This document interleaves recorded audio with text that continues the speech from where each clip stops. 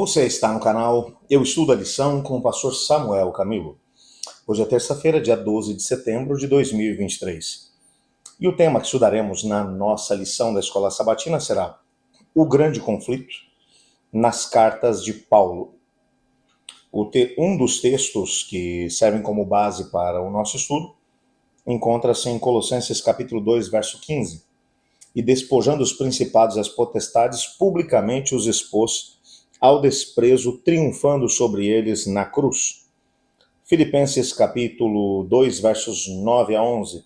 Pelo que também Deus o exaltou sobremaneira e lhe deu o nome que está acima de todo nome, para que ao nome de Jesus se dobre todo o joelho nos céus, na terra e debaixo da terra, e toda língua confesse que Jesus Cristo é o Senhor, para a glória de Deus Pai. Ainda um outro texto de 2 Tessalonicenses capítulo 2, verso 8. Então será de fato revelado o iníquo, a quem o Senhor Jesus matará com o sopro da sua boca e destruirá pela manifestação da sua vinda. Romanos 16, verso 20. E o Deus da paz em breve esmagará debaixo dos vossos pés a Satanás. A graça do Senhor nosso Senhor Jesus Cristo esteja convosco. Antes de podermos aprofundar um pouco no estudo de hoje, eu gostaria de dedicar alguns momentos de oração juntamente com você. Una-se a mim.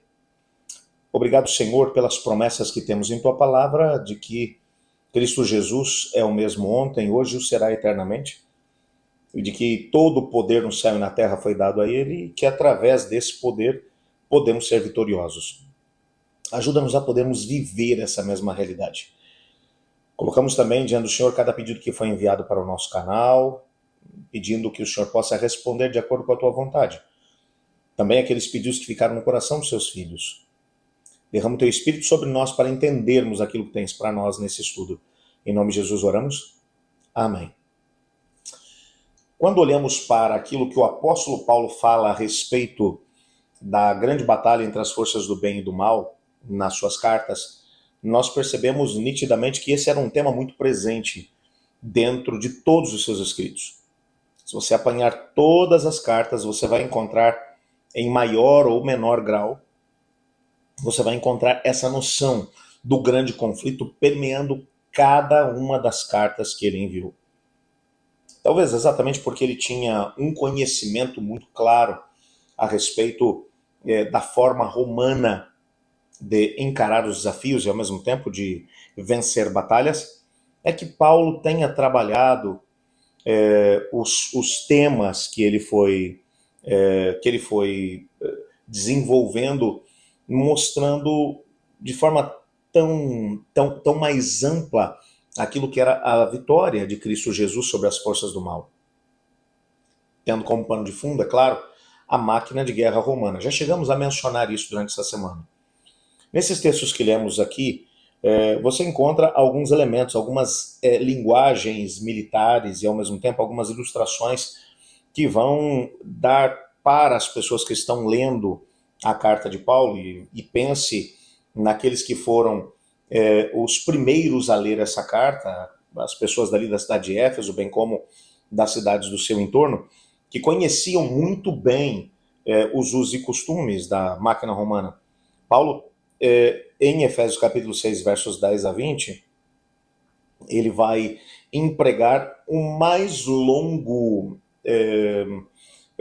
discurso a respeito da guerra entre as forças do bem e do mal, e usando a maior quantidade de símbolos.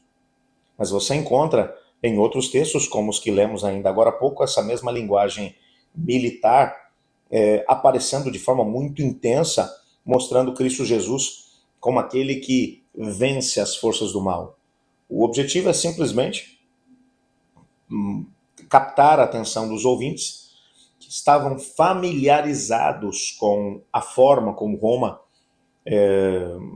conquistava e anexava territórios ao seu império, aquilo que Cristo Jesus faria. Por isso você vai encontrar textos como, por exemplo, o de Colossenses capítulo 2, verso 15, que ele vai mencionar que Cristo Jesus, ele conquistou o território da terra na cruz do Calvário, que havia sido roubado pelo inimigo das nossas almas, e que despojou os principados, as potestades, ou seja, as forças do mal, publicamente os expôs ao desprezo, triunfando sobre eles na cruz. Nesse texto, ele está utilizando uma figura do que acontecia muito comumente quando as tropas romanas chegavam em determinado lugar e conquistavam um determinado território. Havia uma espécie de cerimônia de humilhação do rei daquela mesma nação, que vinha diante de todos os seus súditos, trajando as suas armas e a sua armadura, e então o conquistador romano ia removendo cada uma das partes daquela mesma armadura, fazendo com que aquele rei ou aquela autoridade ficasse completamente nu diante dos seus súditos. E agora ele mencionava: todas as armas que pertenciam a esse homem agora pertencem a Roma. Quem tem autoridade sobre esse lugar é Roma. Era uma atitude de humilhação. Então aquele monarca se colocava deitado sobre o chão e o conquistador passava por cima dele, literalmente pisava em cima dele, para demonstrar que ele agora é que mandava naquele lugar.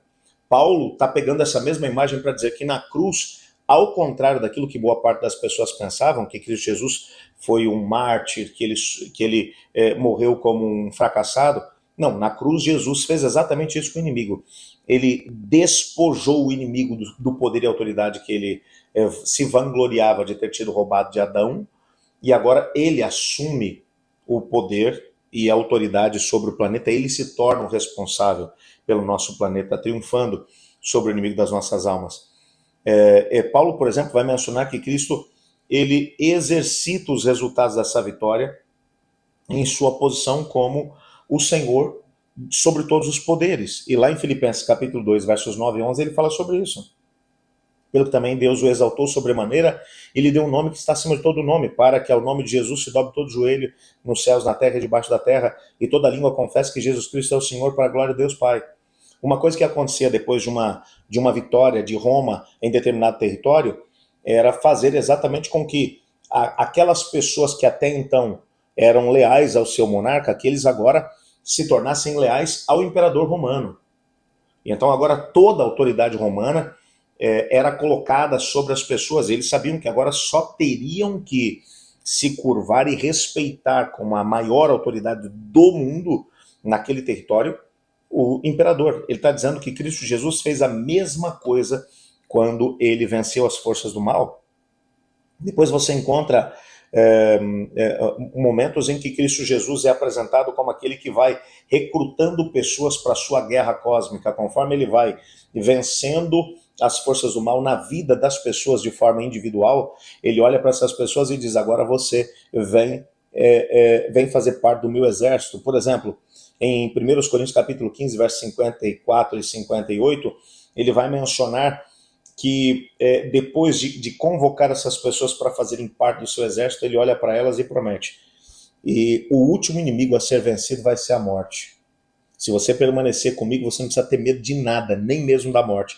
Aí Paulo vai dizer: e quando esse corpo corruptível se revestir de incorruptibilidade, e o que é mortal se revestir de imortalidade, então se cumprirá a palavra que foi escrita: tragada foi a morte pela vitória.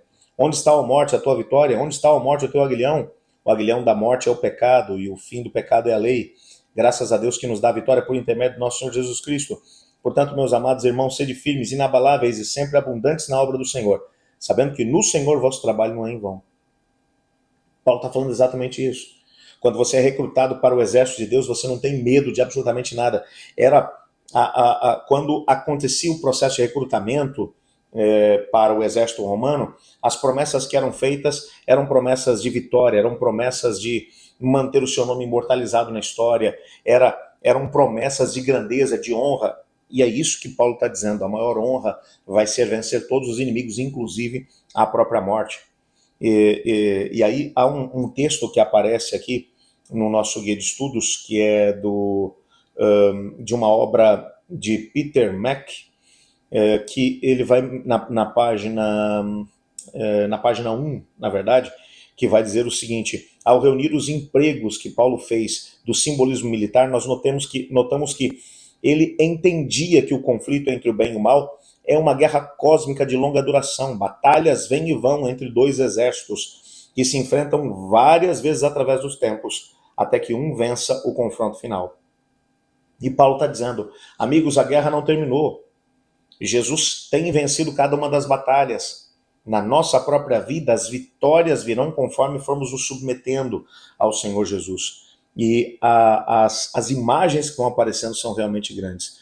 Não temos tempo aqui para poder buscar cada uma delas, mas é interessante um texto que vai aparecer no comentário de Ellen White sobre a lição da Escola Sabatina, que é de uma meditação, Esse Dia com Deus, de 1980, especificamente do dia 26 de abril, na página 123, onde ela diz o seguinte: o Senhor cooperará com todo sincero e dedicado soldado da cruz. Mas ninguém pode ser um bom soldado pensando que deve agir independente dos seus colaboradores e considerando seu próprio critério como sendo o melhor. Os obreiros de Deus precisam se unir, provendo cada qual o que falta ao outro. Estamos fazendo a preparação que é nosso privilégio fazer para ficar firmes contra as ciladas do inimigo? Compreendemos o sagrado caráter da obra de Deus e a necessidade de zelar pelas almas como quem deve prestar contas? Precisamos ser vigilantes, conhecendo o tempo, sabendo que já é hora de despertarmos do sono, porque a nossa salvação está agora mais perto do que quando no princípio cremos. Vai alta a noite e o dia vem chegando. Deixemos, pois, as obras das trevas e revistamo-nos das armas da luz. Ellen White está mencionando que no meio dessa grande batalha temos que lembrar que nós não somos sozinhos no meio dessa batalha. Fazemos parte de um exército. Então temos que emprestar forças aos nossos irmãos e irmãos combatentes. Por isso, lutar entre nós mesmos não faz sentido quando existe uma guerra acontecendo à nossa volta.